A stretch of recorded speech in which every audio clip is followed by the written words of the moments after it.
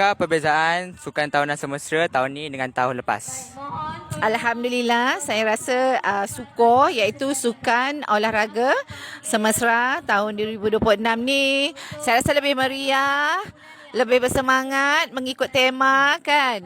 Jadi cuaca pun membantu kita nampak redup, tak adalah panas berpanjangan. Dan kita buat pada hari Ahad, ramailah ibu bapa datang sama-sama memeriahkan SUKO Semesra 2026.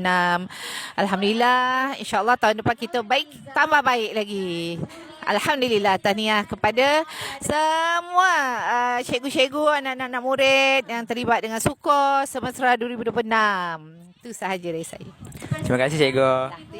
Kejohanan Olahraga 2026 dengan mendapat mata 1439 dimenangi oleh Rumah Hang Lekyu.